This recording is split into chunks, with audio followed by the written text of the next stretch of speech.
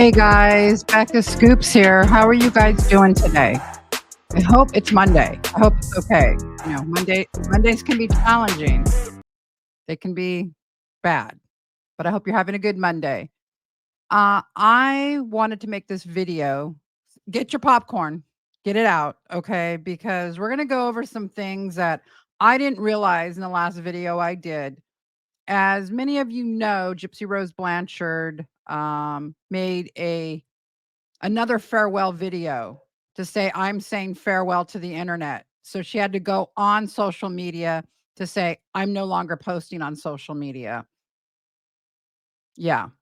So there were some things in that after I kind of went back and looked at it, kind of rubbed me the wrong way. And so I want to share it with you. Let's go over some of this stuff. I think you're going to find it interesting.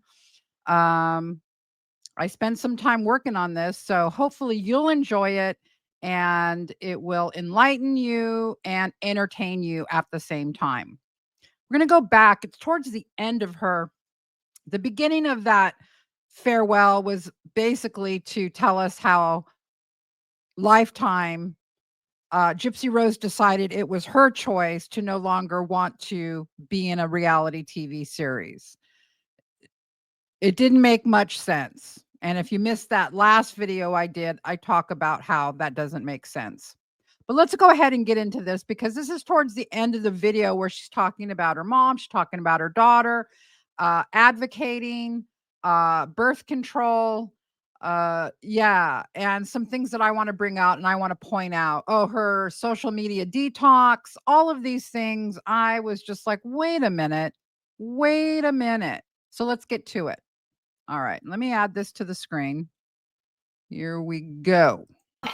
So, moving on from that, which leads me Sorry. Hold on. to motherhood. There we go. I can tell you, I'm getting all this out. Okay. So, motherhood. My daughter is almost 8 months old, and she is the biggest blessing I've ever had in my life. When I tell you, I never will ever regret having my daughter. I feel like I just want to pause it right there. I will never ever regret having my daughter. I don't think I ever look. I have 3 sons. Only one of them was planned. You know. Okay, I'm willing to share that to tell you that it never crossed my mind to even make this statement. It's an odd statement, meaning that she has contemplated regretting it. It's crossed her mind. And so I just wanted to point that out. I just wanted to point it out. Let's continue. when I got out, I hit the ground running. Originally I was on birth control pills and I forgot to take them. Okay, let's get right to that, shall we? So last night, Ryan Anderson, her ex-husband, held a live, and let's see what he has to say about the birth control issue. Here we go. Those of y'all still here, I'm about to drop some tea on y'all. Okay. I don't know how to say it. I'm just messing with y'all. You know that, right? I don't drink tea. Sorry. Okay. I cracked myself up. God, I could drop some knowledge. The birth control thing. I did see the clip where she was like, I wasn't on birth control. You never took the birth control to begin with. Let's be honest. You're trying to get pregnant with me, girl. So I forgot to take my birth. You never took it. Tell the fucking truth. You never took it. Period. Period. There. And it doesn't matter anymore. Who cares? But I like him. Tell the fucking truth. Okay. All right. And of course, we know this. I found in emails in that as late as 2019, many years before she was even due for parole, Christy was writing to her about, well, you know what? We can do these projects, these media projects, so you can get your nose job and you can go to fertility clinics. Gypsy had a fear. In another email, she talked about how if she got to the age of 35 and she wasn't a mother yet, that she would consider getting a donor. Having a baby was number one on her mind. And there's no way when she got out at over 30 years old that she was taking birth control. It had been a goal 10 years prior when she was with Nick. This obsession with pregnancy is something that has been on, like a real obsession with pregnancy is something that was going on a long time for her. And so, yeah, I think Ryan's doing his own thing over on TikTok. More power to him. I don't really care one way or the other about that. But at least he said this. There's a lot of more things. There's additional things that he can say. I think he's trying to hold out to write a book or something. So he's trying to keep the best tidbits close to the vest. And so just trying to hold these lives to get his cameos going and to get the gifts on TikTok. And it's kind of a way he's making money now. We all know that. So all right, let's continue on. When I was on Natasha's live, me and Ken were on Natasha's live, and I was like, I'm on birth control. Yeah, I was, but I forgot to take it. Why would she even bring this up? Why would this be something she would need to clarify publicly? It's not for my benefit. It's not for your benefit. This is for Ken's benefit. This is for Ken's benefit. Obviously, there has been discussion about this. And I'll tell you what, as a mother of 3 and 2 that are only 18 months apart, I understand how difficult it is when they're little. I get it. And a lot of times tempers can flare. And these 2 individuals are not solid mentally. And so I can see tempers flaring and maybe Ken throwing it out. You know what? You lied to me. You lied to me. And so I think she told him, I forgot to take it. Well, you know what? Those are funny days for you to forget to take it, because on another video on your reality TV series, you're so famous for TMI, too much information. You were telling everyone that you guys had done it 12 times in 4 days. Exact quote, 12 times in 4 days. Now, I would think, I don't know, I'm not a genius, but I would think if you're doing it 12 times in 4 days, you might be thinking about those so-called birth control pills you're on. I don't know why she lies like this. I don't know if she thought this was going to look at the face. Like, I forgot. I forgot. It's cutesy. It's a cutesy thing. Oh my gosh, I forgot. Yeah, that's for Ken. Ken, I don't know. He probably doesn't. I don't know if he watches. Maybe his mother does. Don't believe this. Oh, I know you don't believe it. There's no way to believe this. We know her history. I went to how I got pregnant. And so anyway, being a mom has like shifted my whole priorities. And I'm not gonna say that becoming a mom after, not having a great relationship with my mom was easy. It wasn't. It wasn't at all. I still remember, I probably talked about this on another live, is like I was holding her and she was a couple weeks old, and I'm like, this part is really, when I really re-listened to it, I understood what she was trying to say here about her mom. And we're going to get into that. I don't understand how anybody could hurt a child. I don't. Like, every time I read a story on Facebook or on social media, and you read about these parents that got arrested for, hurting their kid, their baby, and I'm just like, I cry. And I'm like, this, God, number one, being someone who grew up in abuse, it may not be the bruises and all that kind of abuse, it's not that kind, but anytime you do anything to harm a child, like, God, I don't understand people like that. I don't.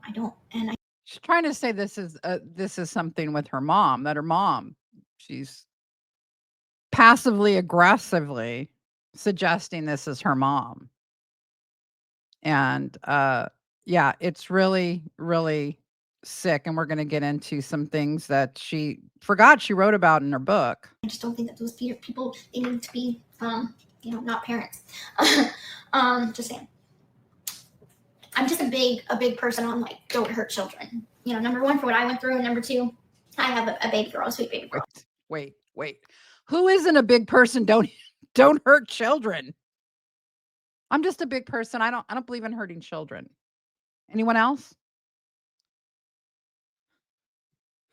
I love so much, and she's growing and she's making milestones, and I just love her so much, and I just want to protect her from all this craziness on TikTok and the craziness in the world. She's being raised by a family that loves her so much. Like Ken will sing to her and she will just light up, and I'm like, oh gosh, what can I do to make her? Who is she trying to convince her they're good parents? I never felt the need to. I never thought I was the best parent. I don't think any parent that's realistic thinks they're the perfect parent. But I surely didn't feel the need to run around and let everyone know what a great parent I was. I didn't think about talking like that. It's just odd, right? Giggle for me because he got the first giggle out of her. Now I was like, what can I do? So sometimes I'll just lift her little legs up and be like, that's what I do. Being a mom has definitely is I think something that brings me down to earth. Number one, I've learned, put yourself on the back burner, dude. Like again. What do you mean you've learned put yourself on the back burner? You don't learn. What are you? I don't know if she's even taking care of this baby at this point, because you don't think, oh, you know what? Let me think. The baby's crying. I can't take a shower. I can hardly go to the bathroom by myself. But you know what? I think I'm going to think about putting myself on the back burner. No, it just, you are on the back burner. Once that little one is in your life and you're the caretaker, you are the main caretaker, your whole life as you know it is over. We all know this. You don't have to ponder. Let me think. Should I put myself on the back burner? Anybody? I mean, this is crazy talk, right? So it's not authentic. This is what kind of hit me after I made my last video. I'm like, wait a minute. This isn't the way a mother who is tired and is doing it 24/7 talks about it. It's not how you talk about it. I understand why so many of my friends and even Christian, my dad, was like, whenever they filmed him, don't get pregnant. Because you got to be selfless. You got to put the baby first. You got to do all that. You got to do what's right. I think she's finding this difficult. And I don't think I can't believe that I just, where's the baby right here?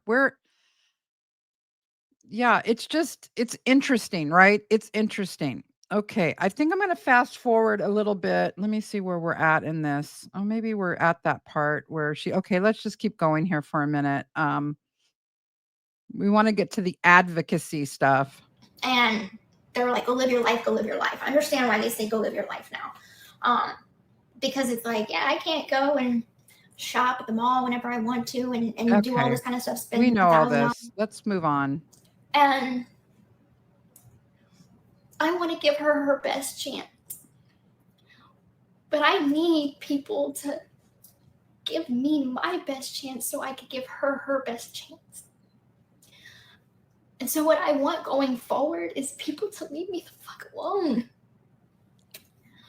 I'm not going to post on social media. I'm not going to do any more interviews or TV shows. Y'all got what y'all want. You got what you want. So I don't understand any of this. At some point here, she talks about how, and maybe I can't find it. Hold on just a minute. Okay, so here I found it. This clip. I'm just a big person on like don't hurt children. You know, number one for what I went through, and number two, I have a baby girl, a sweet baby girl that I love so much, and she's growing and she's making milestones, and I just love her so much, and I just want to protect her from all this craziness on TikTok and the craziness in the world. She's being raised by a family that loves her so much. Like Ken will sing to her, Oh God, and she come will just on. light up. And I'm like, Come gosh, on. what could I with do to make this. her Get to giggle it. for me? Get Because to he it got the first already. giggle out of her. Now I was like, what can I do? So sometimes I'll just lift her little legs and be like, that's what I do.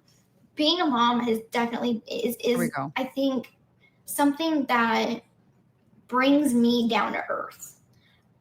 Number one, I've learned put yourself on the back burner, dude. Like, all right. This I part understand why so many of my friends and even Christian, my dad was like, whenever they filmed him, don't get pregnant. Because you got to be. Because they knew who you were. They know who you are. And they're like, please don't. You're the last person that needs to have a baby. I mean, you're not even in any stable relationship. You were running around trying to get pregnant. It was really juvenile behavior. Be selfless. You gotta put the baby first. You gotta do all that. Yes. You gotta do what's right. Again, sorry for the repeat. I'm trying to get to this one go part. live your life. I understand why they say go live your life now. Because it's like, I can't It'll be worth it.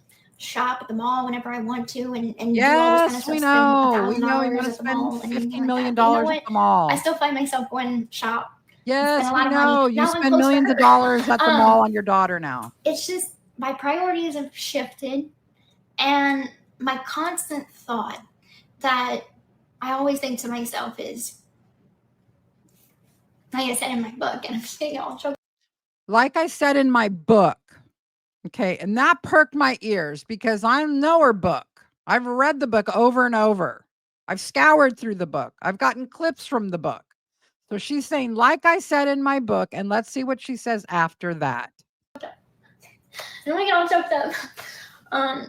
Like I said in my book, is that, if I do nothing else right on this godforsaken planet, I hope that I can be a good mom to her. That's not in your book. I know what book you're talking about. You have two, right? The main one, the memoir. Let's take a look. I found the only thing she wrote about her baby in the book. Okay. The second quote here, and I'll get to that Katrina quote in a minute. This is all she says. It's at the very end of her book. I chose to write this memoir because I wanted to provide some more background to the story you thought you already knew. I wanted to make my story out. I wanted to take my story out of the sole hands of Hollywood and people that tell the truth and that's my part, it's not in here, and tip the scale a bit more evenly with my personal lived experience. I also wrote it as part of my legacy. And now I will have two, my past story of being a daughter and my future story of being a mother. It will be a challenge to have difficult conversations with my child about what transpired before we became our own family, but shame is not a burden to me now. I know when the time comes for questions, I will give my child truthful answers, beginning with this book. We all decided this book is soft porn. Please don't give it to a child. There were only lies between my mother and me. I don't think so. I think there was a lot of truth between you and your mother. Now I only have truth to give. To my unborn baby, when you are one day ready to read your mama's story and learn of your ancestry, I want you to know that every choice that I have made in my life, I want you to know every choice I have made in my life, whether it be wrong or right, has been with the hope of having you. What does that mean? That's not what she was talking about here. Yeah. And I want to get to the Katrina quote now. Okay. So you guys heard about how she was vilifying her mother once again, saying, the passive aggressive, oh, I can't understand how people hurt children. I'm for not hurting children. Who says that? I mean, it's just ridiculous. Wanted to bring up this Katrina memoir. Now, some of you are old like me, or in your 50s and 60s, and may really recall Katrina really well. That hurricane, that natural disaster was one of the worst natural disasters to hit our country. Okay. It was devastating. People were dying all over the place. People were dying after it hit. The people that were stuck in the Superdome, no air conditioner, no food, no water.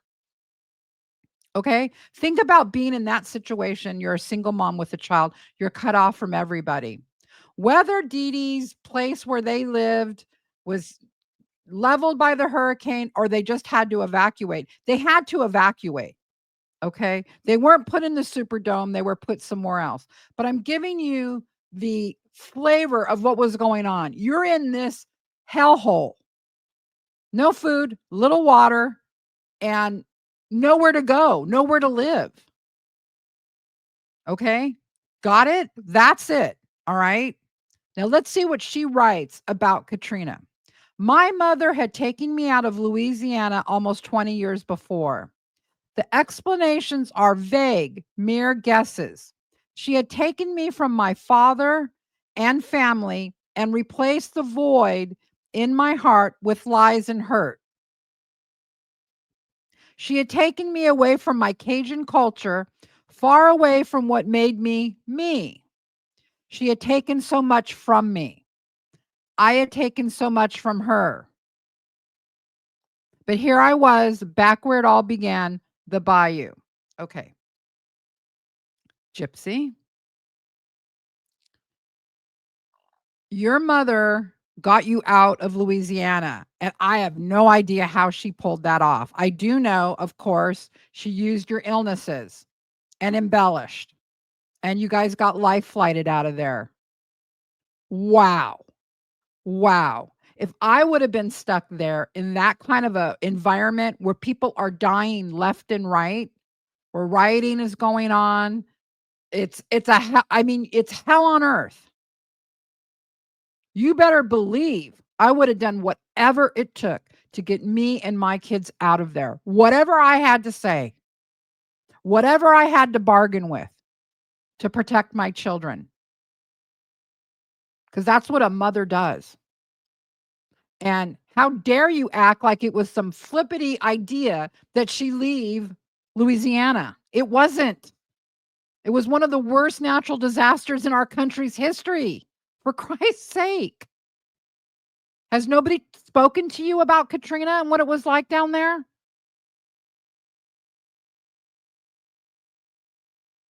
I just can't. I just can't with this person. I tell the truth, good, bad, and ugly about Dee Dee. This is what I'm talking about here. Why does she have to constantly vilify every single thing her mother has done? The good things. Why? Is she stupid? Has no one spoken to her about Katrina? What would she have done? Well, that's probably not a good question because I don't think she thinks exactly like most moms think. I don't think she has that innate motherhood gene in her heart. All right, let's go on. We're going to get to the advocacy part of this, which is also wow. It's just mind-boggling. All right, here we go. Let's see the advocacy part. Let me find that for you. It's interesting, very interesting.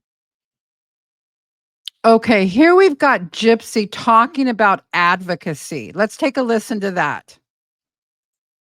Oh, Christ. Hold on. Being a mom has definitely, well, then go fight for it. It's not that I don't care about people and bad going forward is people to leave me the fuck alone. I'm not gonna post on social media, be more private, post less, and shit gets leaked, and I don't know any representatives in the House of Law. Oh God. It's not that I don't care about people in Here it is. bad situations. I do. I care about people. But also nobody appointed me the savior of the world.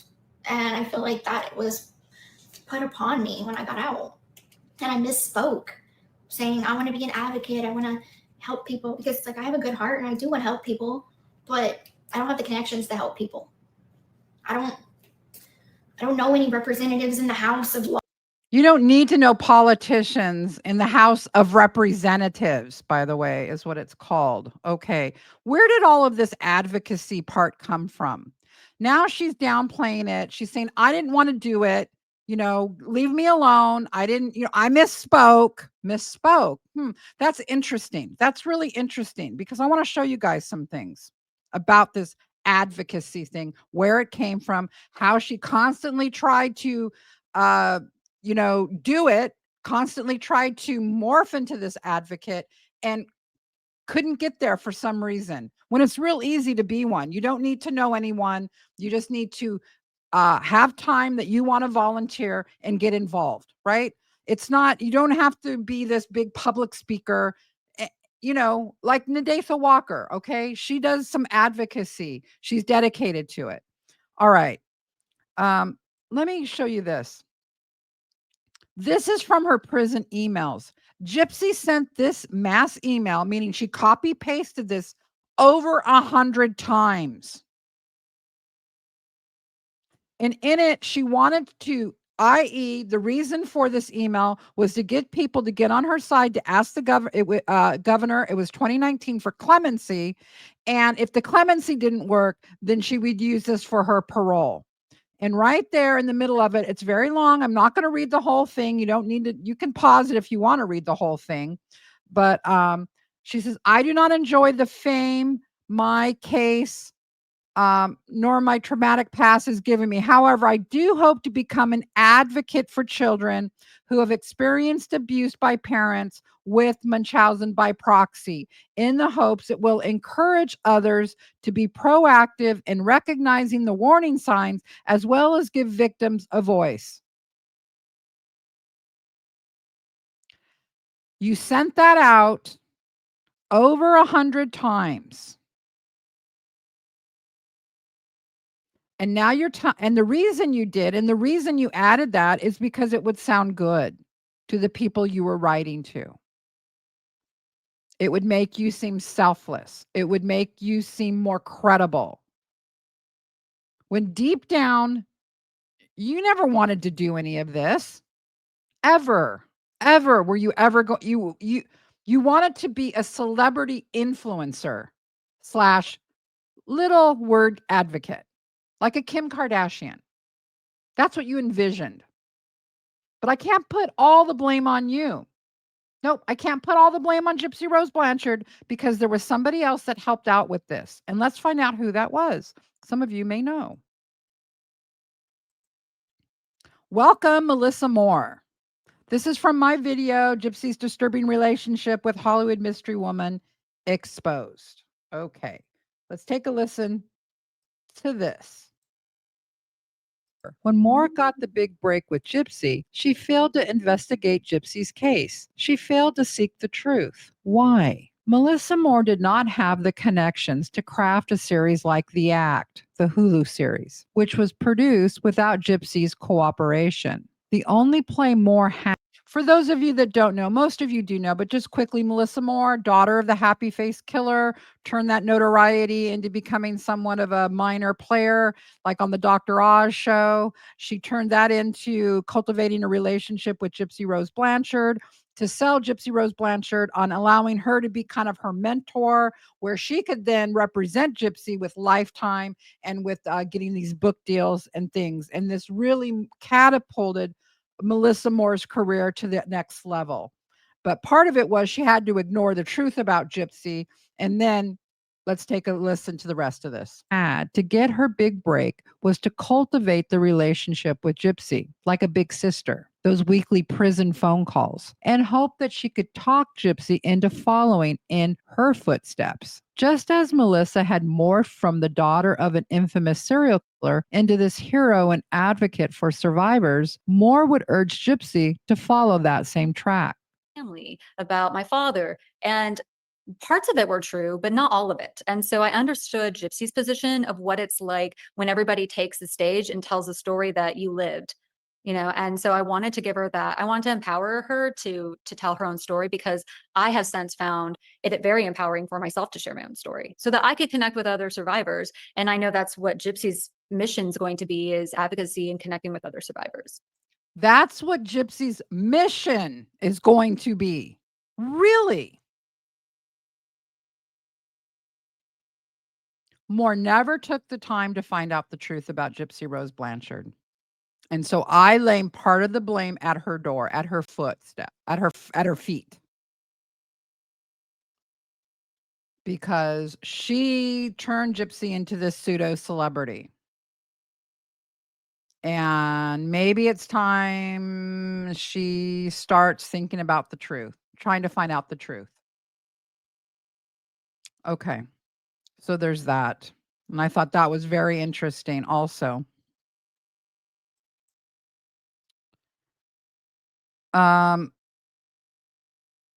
There's one other thing here about Gypsy, and she talks about her social media detox. I hope I can find it. I'm not friends with government officials. I can't make laws change.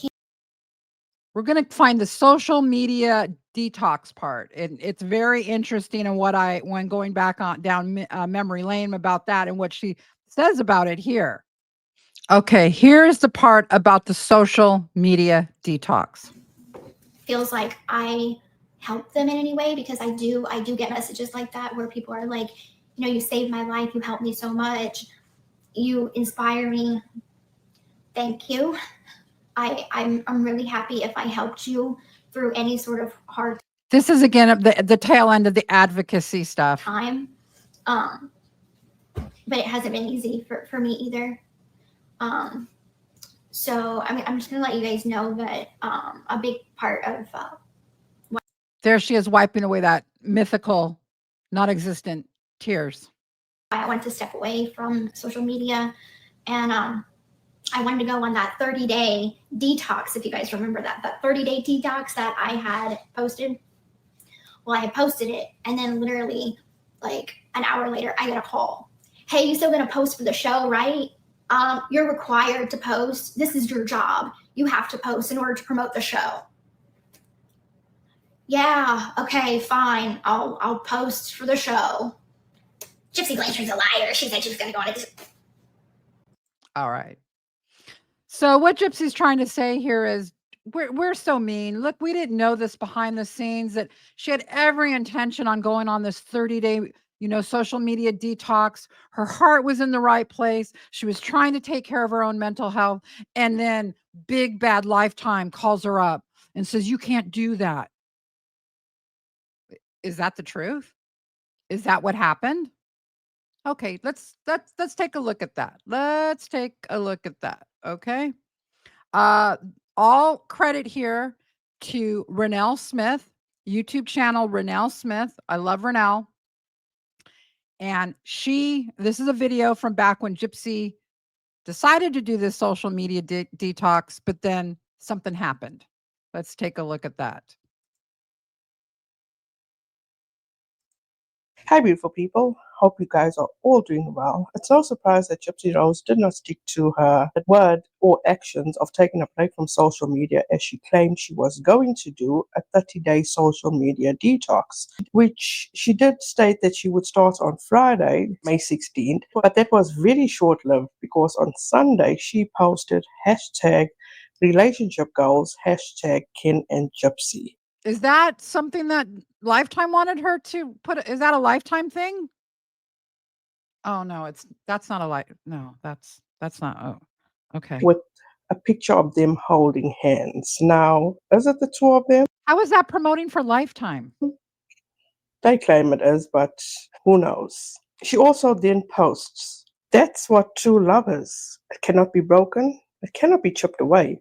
It's eternal, everlasting, and it can weather any storm. Did anyone really think that Gypsy came up with that wording all on her own? No, she didn't. She came across this quote by Alison Noel on picturequotes.com, which So thanks to Renelle for that quick clip that shows us how she broke it. But it was even worse than that.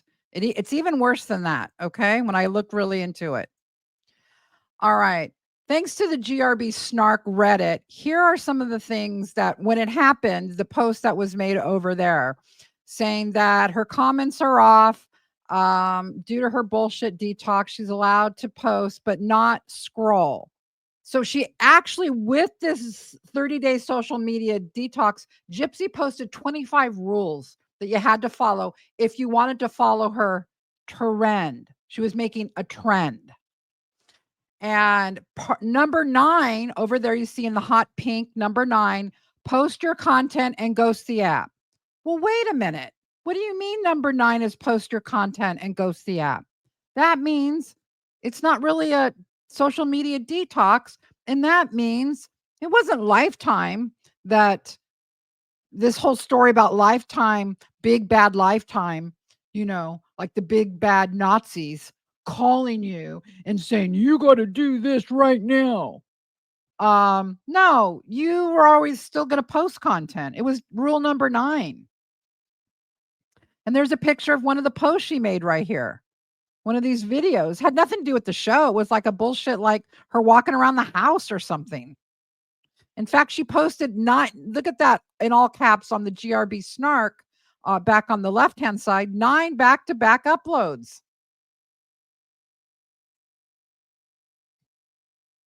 I know these aren't big lies. I know it's just, this is habitual lying. Now, some people lie because they're trying to get out of something, or you know what I mean? There's different reasons to lie. But here's what's really odd. People that lie when there's no reason to lie. And that's what this is. Why bring this up? Why bring the birth control up? Why bring the advocacy stuff up? It's because she's deeply, she's mental. She's a malignant narcissist.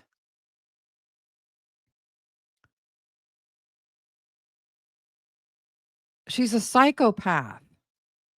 And she has to do these things. And this is what is so troubling.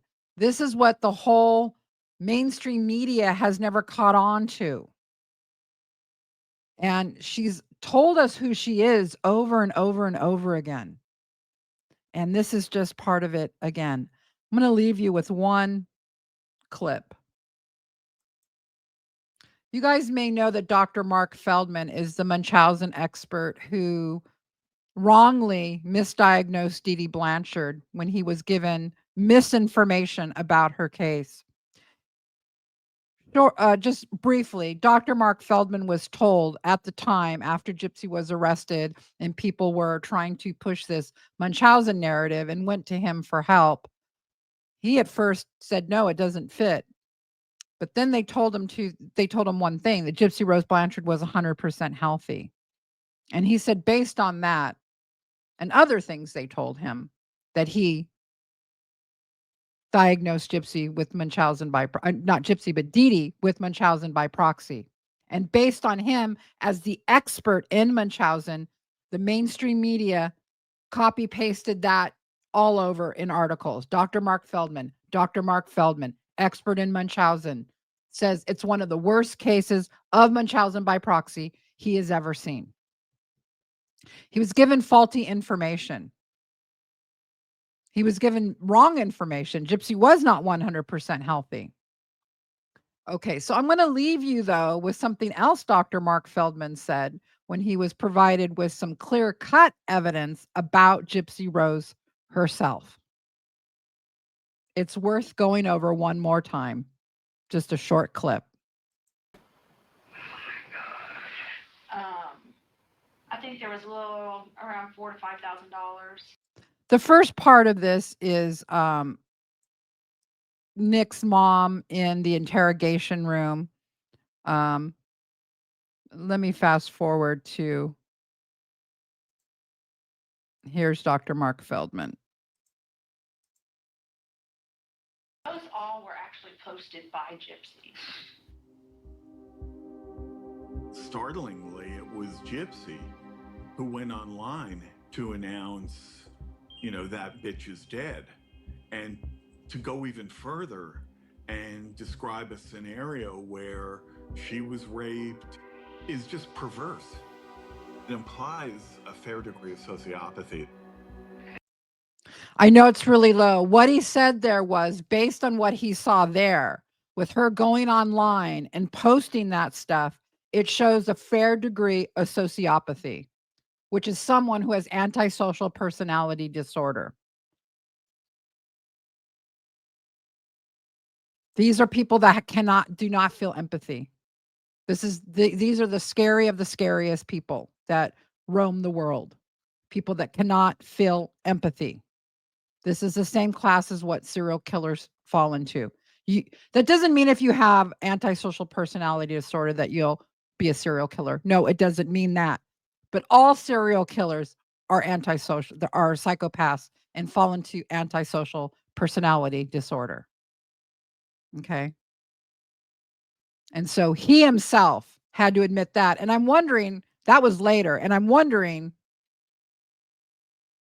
if he ever found out the truth. And he just can't go back because he said it in so many documentaries. He said that Dee Dee had the Munchausen. I'm just wondering if for his own profession that he can't retract it. I don't know. I don't care really. But I'm just wondering because he did say this about Gypsy, that she showed a fair degree of sociopathy. Let's not forget it. Let's not forget it. As much as she wants to play cutesy, and say, just see me and I'm off social media. Doesn't matter. Doesn't matter. We're not done yet. All right, guys. Thank you so much for joining me for this little edition of Becca Scoops. I hope you enjoyed it. Tomorrow I have an interview, and after the interview, I will be getting out all the information on it where you can see it and stuff like that. All right. For everyone that's volunteered to help, thank you so much. For those of you that are still interested, I know there's some of you and actually content creators that are interested. Oh, one more thing, one side note.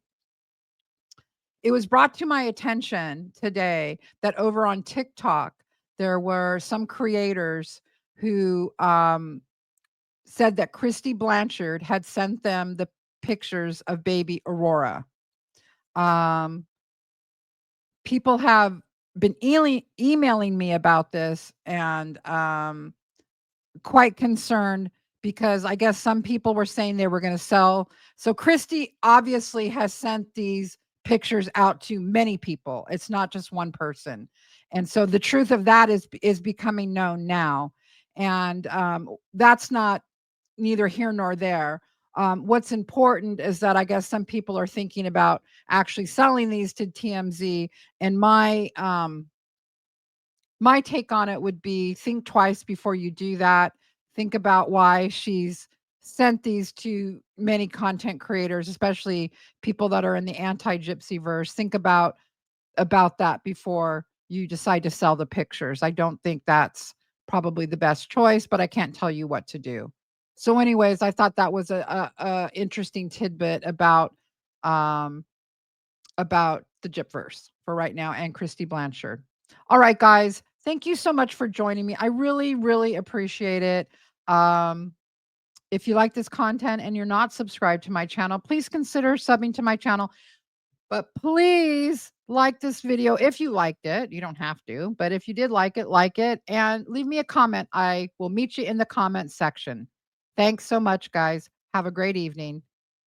Bye for now. Becca Scoops out.